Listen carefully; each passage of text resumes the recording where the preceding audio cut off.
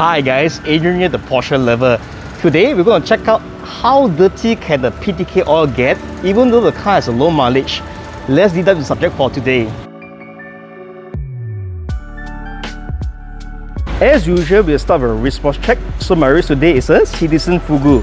This is a very important watch with a lot of heritage and provenance. Its ancestor, the Citizen NY0040, is widely used by military and police all around the world. Most notably the Italian Marine Militare or the Navy Military. This watch actually maintains some iconic styling cues from its predecessor, which is the iconic 12 o'clock hour marker, the 8 o'clock screw down crown, and the iconic rubber strap with the no decompression limits. Alright, back to the topic at hand. Behind me, there is a 91 Cayman. So this Cayman actually came in for inspection a couple of weeks ago, and we found that its PDK Sump was actually leaking. It was wet, but the leak wasn't too bad. So we decided to replace the sump plus the oil today. However, I'm more curious to know that how dirty the oil is, because Porsche actually recommends the oil to be replaced every 12 years or 180,000 km. So this car has actually done a mileage about 25,000, close to 26,000. At the same time, it's close to 7 years old. So I'm curious to know how dirty the PDK oil is. So let's find out together. Since we're on the subject of PDK oil, another question I get a lot from my viewers or from my clientele is that since my car has such a low mileage and it hasn't reached the 12 years that Porsche recommended for this car, should I change my PDK oil? So some may say, oh, maybe it's not necessary because it hasn't been due yet.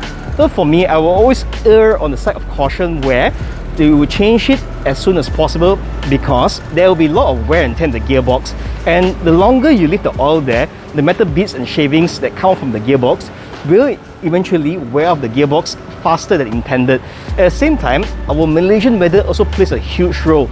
In Malaysia, the weather is hot and humid, so these two combination is a very bad thing for oil or rubber. We just found out that the car also has an oil leak at the engine oil sub nut.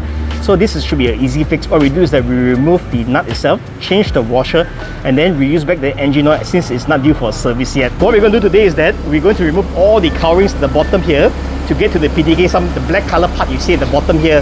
Then we remove the sump already. We're going to clean up all the existing gum and everything to ensure there's a very good adhesive between the gasket and the pan itself, and that will ensure that it will not leak.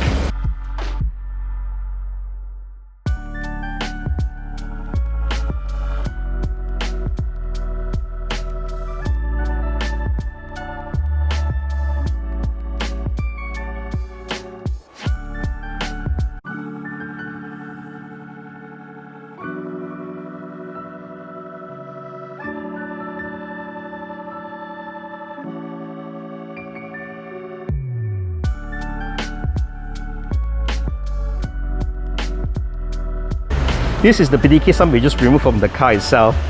Why we replaced the sump is because it has the filter built in, and at the same time it also has the gasket built in as well for this.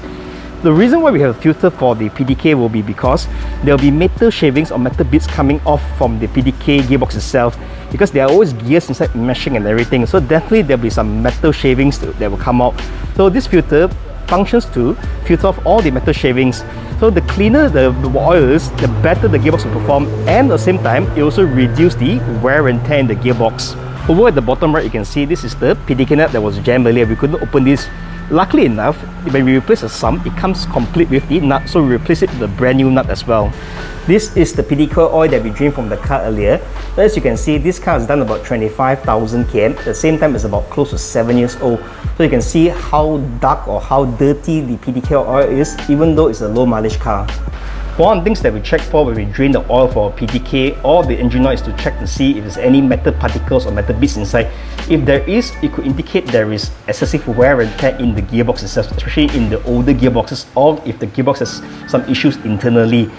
Thankfully enough, this car has nothing of the sort.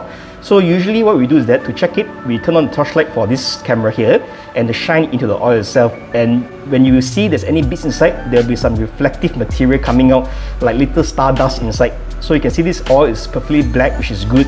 And also at the same time, you also check the oil sump to see if there's any bits there as well. So as you can see, this is the new oil that we will put into the Cayman later, the new PDK oil. So you can see it's very clear compared to the earlier oil, which is very dark and dirty. Here's another bonus maintenance tip for you guys. So for this Porsche 911, the owner wanted us to check the condition for the fan belt. According to Porsche's recommendation, you should replace the fan belt every 6 years or 90,000 km, whichever comes first.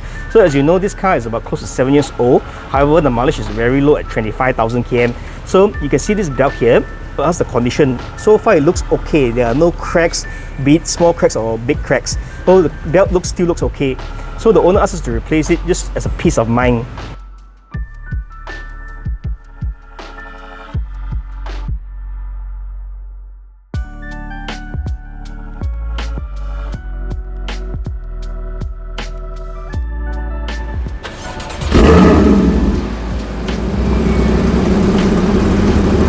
In conclusion, I would recommend to replace the PDK oil as early as possible to avoid any wear and tear to the gearbox, especially more so if you plan to keep the car for a long term. Imagine, let's say you want to keep the car for 10 years, you replace the gearbox oil every 2 or 3 years, that will only cost you about 2,000 ringgit. However, if the gearbox was to break down and you want to replace or overhaul the gearbox, it will cost you a lot of money, in excess of about 20 to 30,000 ringgit easily just to overhaul the gearbox. Another bonus tip is that you should always replace the ATF sump or the PDK sump together with the oil, because there's a filter inside. It's akin to not replacing your oil filter when you do your normal oil change. Hence, the filter won't filter out all the bad stuff from the engine or the gearbox. Alright, so I hope you guys enjoyed the video. Thanks for watching, and I'll catch you in the next one.